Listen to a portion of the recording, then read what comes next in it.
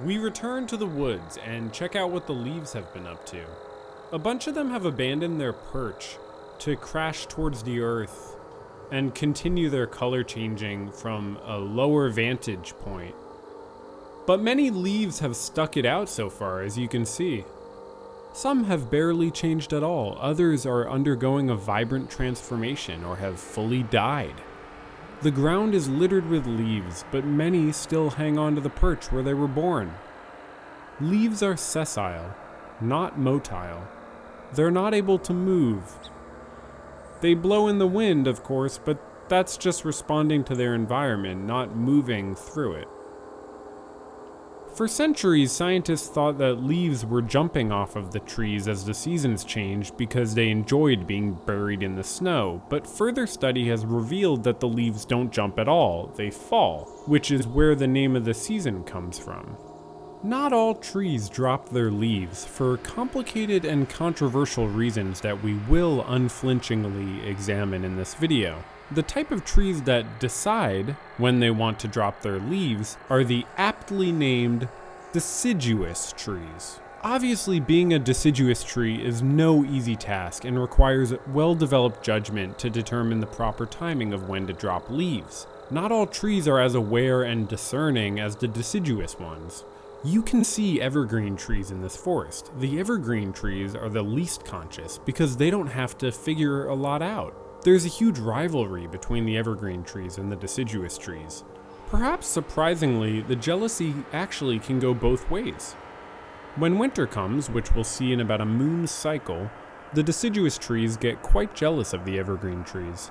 But right about at this time right now, guess who's jealous of who? The evergreen trees are currently much more resentfully jealous of the deciduous trees. I mean, look, wouldn't you be? They're achieving a spectrum that no evergreen could ever hope to match. The deciduous trees are like direct democracies of color, while the evergreens suffer through a fascist monoculture of year-round green. Now, evergreen trees are perfectly fine as trees, I don't have a problem with the trees. But the leaves are a whole nother thing, because the leaves are actually, if you think about it from a scientific perspective, quite arrogant. They don't think that they have to succumb to the natural changing that all entities succumb to.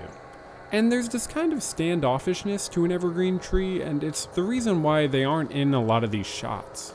I would take out my camera to film and the evergreens wouldn't want to be filmed, so I could only record ones that were posing for the camera. But as you can see, many of the deciduous trees were happy to be filmed. They are aware of how sexy they are, and that's a scientific fact.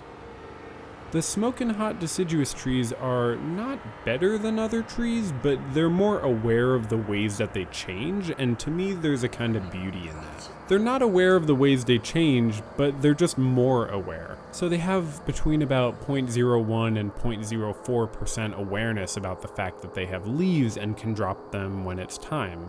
And evergreens have 0% awareness of who and what they are because they don't need awareness, they don't have many decisions to make. Unfortunately, that's just a reasonable consequence of living the dream and never having to drop your darlings on the ground. So people often ask me, hey, what's therapy? Would you want to live forever? That seems like something you might enjoy.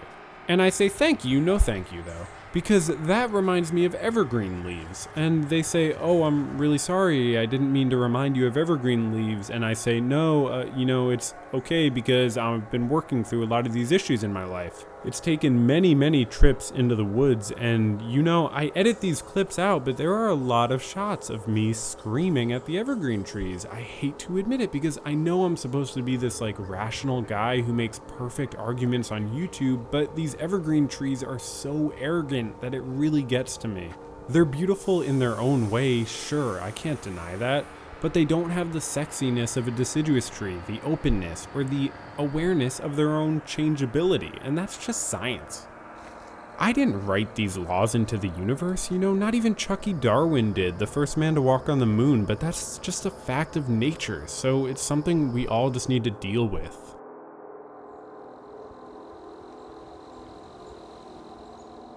But I don't want to put too many bad vibes in this video, so I shouldn't talk too much about the evergreen trees. or it really is going to turn into a more ranty, dark video. So the most important point to recognize is that the deciduous trees and the evergreen trees do live in harmony. I mean, they have periodic civil wars, and that's not ideal, but that doesn't change the fact that all in all, they're friendly with one another. They just have regular disputes over territory and ideology. But I particularly enjoy just being among them. I've never seen them fight. They never fight when I'm around, but you can tell there's a sort of tenuously peaceful coexistence. The deciduous trees want attention for how well they morph and drop their leaves, while the evergreens want to avoid attention and revel in the privacy of changelessness. A lot of people look at the beauty of the deciduous trees and think, well, okay, that's beautiful, but what should I care? Should I really donate to that tree's GoFundMe? Do I really need to follow that tree on Twitter? I don't see why I have to do that. But here's the reason why you do, because trees are people too, and they really deserve respect and human rights.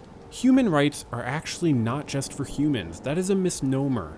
Human rights have been around for millions of years, before humans even existed, and they originally applied to fungus. Actually, they applied to a specific species of fungus, but I don't have the name immediately in front of me. I'm pretty sure this is common knowledge anyway. Then, human rights began to apply not just to fungus, but to plants, animals, and just on a side note, no, bacteria do not have human rights, and I know there's a lot of debate about this, and I don't want to turn any people off, but for the sake of this video, we're not going to go into that. What's important in regards to our daily lives is, of course, that human rights also apply to humans, but what's important for this video, what really matters, is that these trees respect each other's human rights.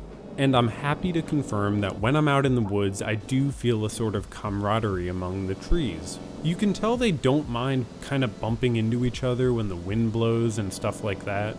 And that's just a good thing to see. I mean, we enjoy being out in the woods, of course, but you want to know that the trees are having a good time too, and that they're treated with dignity, that they're properly compensated, and that they have breaks when they need them and so on. That they're not just kind of performing at the risk of their own health.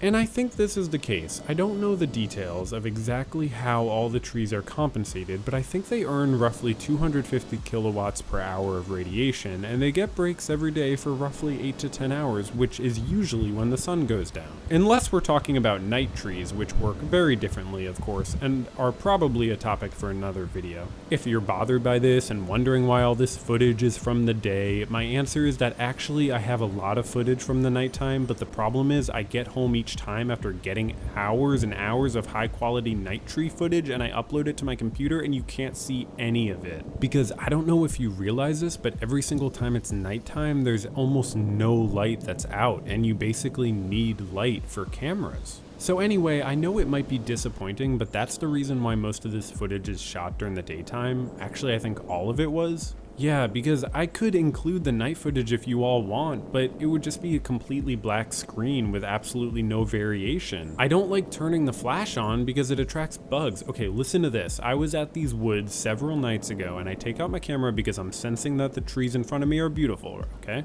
I turn on my flash because this was before I realized how bad this would go, and guess what happens? As soon as I turn on the flash, 34,697 bugs attack me. That's not even an exaggeration, that's actually a specific amount. So I was swarmed, right? I mean, that's technically a swarm. Anything over 116 bugs is considered by scientists to be a swarm, so I was swarmed. That caused me to not get a great shot of the night trees, which was one of the reasons that that shot wasn't included, the other being that it was a completely black screen with no variation and only the sound of me screaming at over 30,000 bugs. It's stuff like that that makes me hesitant to even continue filming at night. I'm going to keep doing it though, even if the footage is almost never usable, because I believe it does help me build rapport with the trees.